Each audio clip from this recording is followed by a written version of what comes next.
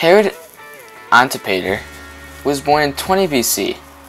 Known by a nickname Antipas, was a 1st century ruler of Galilee and Perea, who bore the title of Tetrarch, meaning ruler of a quarter.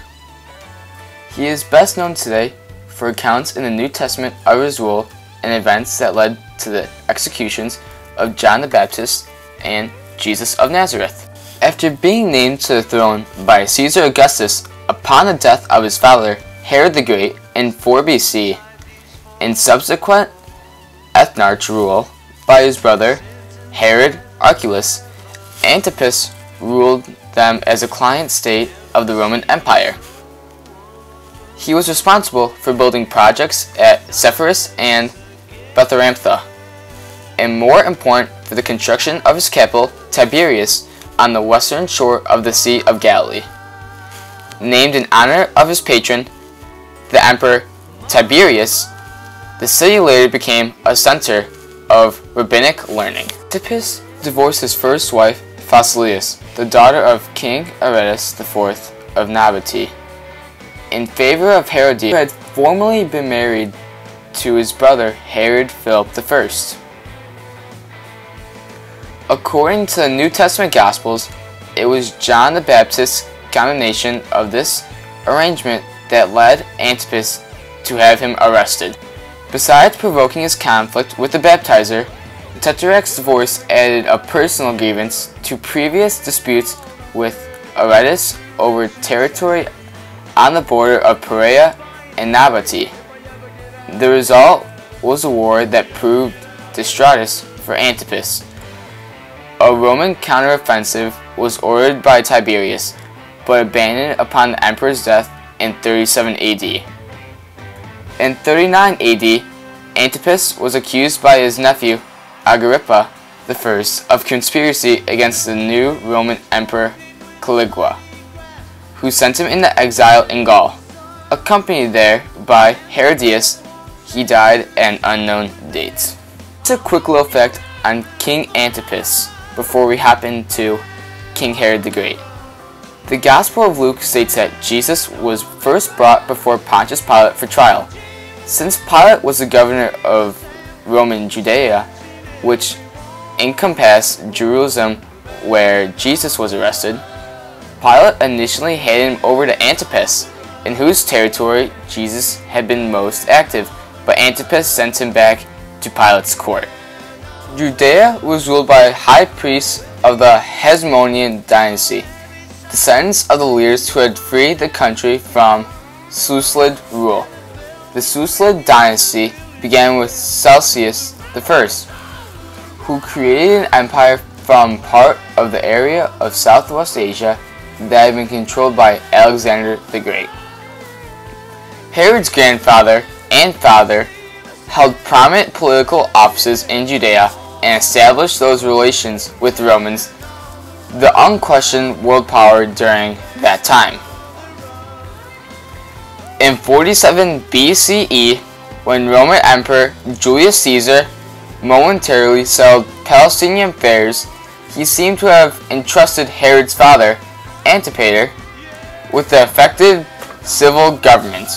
Antipater named his eldest son, Phasael, governor of Jerusalem, and his second son, Herod, governor of Galilee, where he won favor with the Romans by his success in dealing with hostile military groups.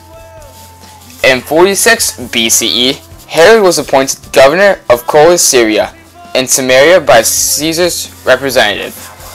But with the death of Caesar and the arrival of the new emperor, Celsius, Herod quickly dismissed his loyalty to Caesar and won Celsius' favor.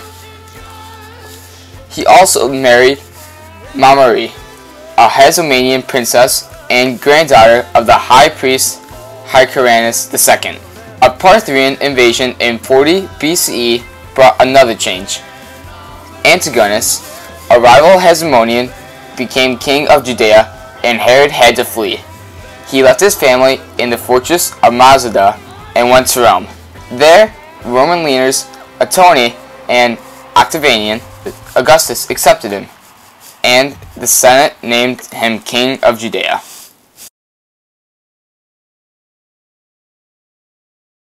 The Jews, of course, did not accept Rome's right to choose a king for them. Herod, with Roman help, had to conquer his own kingdom, which did not occur until 37 BCE. Antigonus and his chief followers were soon put to death, and Herod turned to the problem of the high priesthood, the most powerful religious office in Judea.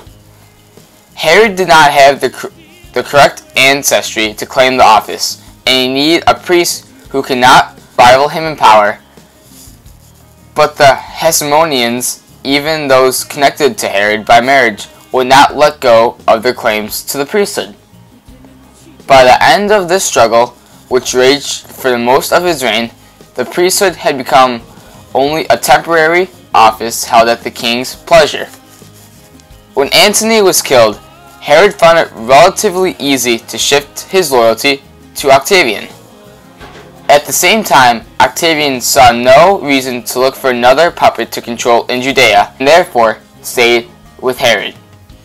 Antony and then Augustus supported Herod for a long time because he pursued a policy they thoroughly favored, bringing Judea into the Roman Empire.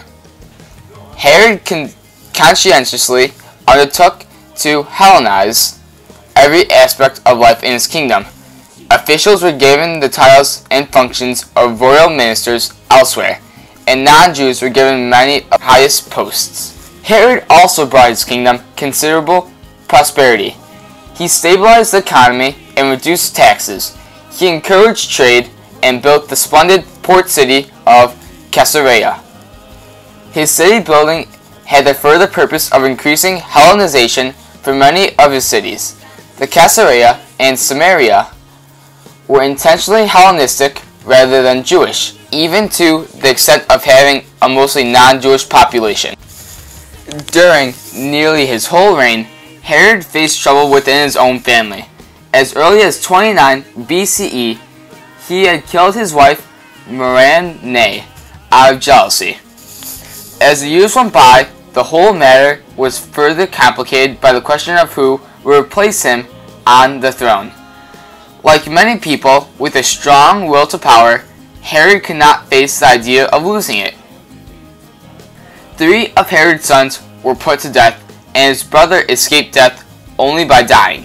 When Herod finally did die in 4 BCE, 2 other sons had some claim to the throne. Augustus finally settled the matter by splitting the inheritance between these 2 sons and a third one, and not allowing the title of king to any of them. In an age when the existence of the smaller stages depended not on their own strength, but on the will of Rome, Herod kept Judea safe, secure, and prosperous. And yet, throughout his career, Herod suffered from being caught somewhere between Jew and Gentile. He began the rebuilding of the temple and acted as a protector and spokesperson for various Jewish communities scared about the world. But despite his wish to strengthen the Jewish state, he still sought the favor of Rome, and this conflict would prove his ultimate failure.